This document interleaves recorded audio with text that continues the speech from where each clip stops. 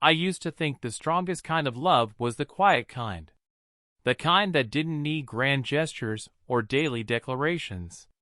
Just two people moving through the same life, understanding each other without having to explain every thought. That's what I thought Emily and I had. 10 years of marriage, built on patience, humor, and the kind of trust you stop noticing because it feels like air. She worked in advertising, deadlines, presentations, business trips that always seemed to appear at the last minute. It never bothered me much. Her career had always demanded late nights and travel. If anything, I admired her ambition. Until I stopped believing in coincidence. It started small. A few months ago, she began staying out later. At first, she'd text around 9. Still at the office. Don't wait up. Then, the messages stopped coming altogether. The excuses were simple, believable: client dinners, strategy meetings, networking events. The language of busy people. One night she came home around midnight, her blouse slightly rumpled, a faint scent of cologne that wasn't mine clinging to her sleeve. When I asked about it, she smiled like she'd been caught in something harmless. "Oh, that's Mark," she said, laughing lightly. "He always hugs everyone at the end of meetings. I keep telling him to stop." I wanted to believe her. I really did. But something about the ease of her answer, how quickly it arrived, felt rehearsed. After that, I started noticing the small things I'd ignored before. The way her phone was always face down now.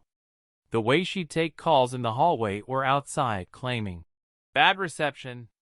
The way her tone changed when she said my name. Then, there was the receipt. It was a Friday morning, and she'd already left for work. I was making coffee when I noticed a folded slip of paper near the sink. A restaurant bill, 2 entrees, 2 glasses of wine, 1 dessert. The total wasn't high, but it was intimate. On the back, the waiter had scrawled, "See you next time." The date matched the night. She said she was at a client dinner. I told myself I was overreacting. People eat with coworkers all the time. Maybe it was nothing. But that, maybe, was already too late. It's the kind of word you only use when you're lying to yourself. That night, I decided to start writing things down. Not because I wanted proof, but because I needed to see the pattern. It felt cleaner that way, more rational. A notebook went into my desk drawer, and I wrote the date and a single line. Friday, restaurant receipt, said client dinner. The next entry came 2 days later. Sunday, said work trip tomorrow. No calendar invite from her office account. I hadn't meant to check her work email, but the preview appeared on our shared tablet while I was paying a bill. Her schedule was blank. Monday came. She left early, suitcase in hand. 3 days in Chicago, she said. Big client pitch. She kissed me quickly before heading out the door. I watched her car disappear down the street and felt something tighten in my chest. That evening, I checked her social media. Nothing unusual, no updates, no photos. But the firm's page posted about the Chicago presentation that day. The photo showed her whole team. Except her. That night I wrote again. Said Chicago trip. Not in team photo. No hotel confirmation email. I didn't sleep much. The next morning, I woke up before dawn and checked the app connected to our credit card. There were 2 charges from the same city, one from a boutique hotel, the other from a restaurant known for couples dinners. Both listed under her name. When she called that night, her voice was warm, casual, familiar. "Hey you! Just got back to the hotel. Presentation went great."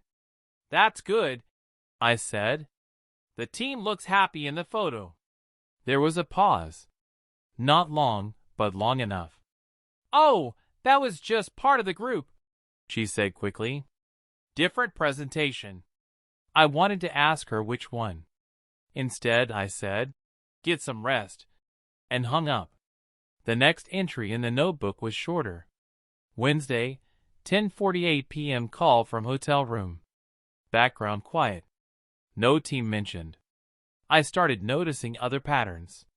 When she got home from trips, she'd bring small gifts, keychains, chocolates, postcards. Things meant to say, "I thought of you." They felt like props in a play I hadn't auditioned for. One night, after she fell asleep, I sat in the living room with the lights off and read through my notes. The pattern wasn't just forming, it was closing in. It was the way she smiled when she mentioned certain names. The way she left her phone charging face down, screen lighting up with messages she pretended not to hear. The way she smelled of unfamiliar cologne one night and different perfume the next. I told myself I wouldn't snoop. I wouldn't become that man. But I was already there. Then came the photo. She'd been home from another trip for a day or two when her work laptop started glitching. "Could you take a look?" she asked, setting it on the table before leaving for the store. I opened it, ran the diagnostic program, and saw the image folder sinking in the corner of the screen. One file caught my eye. The timestamp matched her trip. The photo showed her sitting at a restaurant patio, a glass of wine in front of her, smiling. Across from her, partially visible in the reflection of the window, was a man. Not just any man, the same one from the team photo. Mark. The man with the cologne. I stared at it for a long time, not angry yet, just stunned by the calmness of my own reaction. Then I closed the laptop and wrote the last line of the day. Photo. Mark. Same date as Chicago trip. That was the moment I stopped pretending. From that day, everything she said became evidence. Just tired, don't wait up. I wrote it all down. The more I wrote, the quieter I became. She must have noticed. "You've been distant lately," she said one night, leaning on the counter while I washed dishes. "Just tired," I answered. "Long week." She smiled sympathetically, not realizing she was borrowing my own lie. The next weekend, she told me she had to attend a client retreat out of town. "It's just one night," she said. "Small event, all work." I smiled, calm. "Of course. Be safe." When the door closed behind her, I wrote a new sentence in the notebook. Saturday, client retreat. If this is another lie, I'll see it myself. I waited 10 minutes before grabbing my keys. I didn't know where I was going yet, but I knew exactly what I was looking for. The rain had started again by the time I got into the car. It wasn't heavy, just a steady drizzle that made the streets shine like glass. I sat there for a moment, engine running, trying to decide if I really wanted to know. Then I started driving. Her client retreat was supposedly 2 towns over. I tracked the address from the hotel charge that had appeared on our card earlier that day. A small, boutique place with 12 rooms and a reputation for privacy and charm. The kind of spot that doesn't host business events but advertises romantic weekend packages. I parked across the street, 2 spaces down from her car. It was unmistakable. The same small dent in the rear bumper, the same parking permit sticker on the window. I waited. 10 minutes passed. Then 15. My wipers moved in slow arcs, matching the rhythm of my pulse. Finally, the front door of the hotel opened. She stepped out, holding her phone, glancing around like someone checking the weather. A man followed her. Mark. He placed his hand on her shoulder briefly, like he'd done it 1,000 times before. She didn't pull away. They walked toward her car, talking, laughing softly, unaware of the man sitting in the shadows 20 yards away. She looked different with him, lighter somehow. I watched as she reached up, adjusted his collar, and kissed him. Not quick. Not hesitant. The kind of kiss that belongs to 2 people who have run out of reasons to hide. I didn't move. I didn't make a sound. I just sat there, the notebook open on the passenger seat, a blank page waiting for a sentence that would end something far larger than the night. When they finally left, his car turning one way, hers the other, I started writing. Saturday, 9:41 p.m. Client retreat. Kissed him in the parking lot. No room left for denial. Then I put the pen down and drove home. When she returned the next afternoon, I was sitting at the kitchen table, a mug of coffee gone cold beside me. She came in smiling, carrying her suitcase and a paper bag from a roadside bakery. "Hey," she said softly. "Miss me?" I looked up at her, calm. "How was the retreat?" Her smile didn't falter immediately, but the hesitation was there, barely noticeable. "Good. Productive. Tiring." She set the bag on the counter. "Brought you something." She reached into the bag and pulled out a small pastry, still warm. "Your favorite." That was almost worse than the lies, the small kindnesses she kept throwing over them, like flowers on a grave. "Sit down," I said. She froze. "Why?" "Because I don't want you to fall when I tell you what I know." She set the bag down slowly, confusion giving way to fear. "What are you talking about?" "The retreat," I said. "Mark." "The hotel." Her mouth opened, then closed again. For a moment, I saw the calculation behind her eyes, the desperate search for a version of the truth that didn't sound like betrayal. "You followed me?" "No," I said. "I saw you. There's a difference." The color drained from her face. She sank into the chair opposite me. I pushed the notebook toward her. It was open to the last page. Saturday, 9:41 p.m. Kissed him in the parking lot. She didn't touch it. She just stared at it like it was a weapon. After a long silence, she whispered, "It wasn't supposed to happen." "Then why did it?" Her eyes filled, but her voice stayed steady. "Because I felt invisible. Because he made me feel seen again. Because I didn't realize how far apart we'd gotten until someone else stepped into the space between us." I let her talk. I needed to hear it, even if it didn't change anything. "I didn't plan it," she continued. "It just—" "Don't," I said quietly. "Please don't tell me it just happened." "It didn't. You chose it. You chose him every time you lied to me." Tears broke free. "I know. And I hate myself for it." "No," I said. "You hate that it's over." She covered her face with her hands. The sound of her crying was soft, almost polite, like she was afraid to disturb the quiet.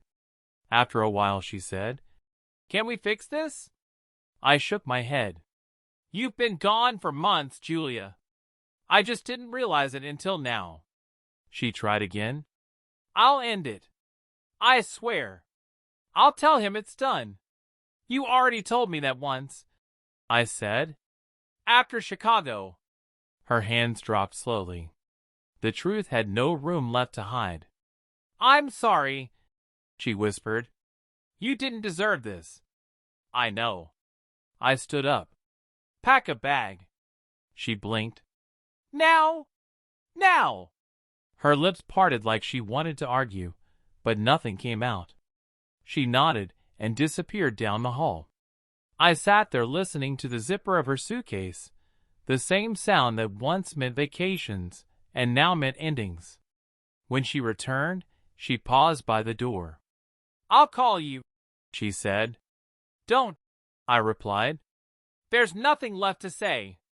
The door closed behind her with a soft click, and the apartment exhaled. The first few days after she left were unbearable. The bed felt too big, the silence too sharp. But then, something strange happened. It stopped feeling like emptiness. It started feeling like space. I threw out the old perfume bottle she'd left behind, washed the sheets, rearranged the furniture. I deleted her number, not because I hated her, but because I needed to stop giving my mind a place to return to.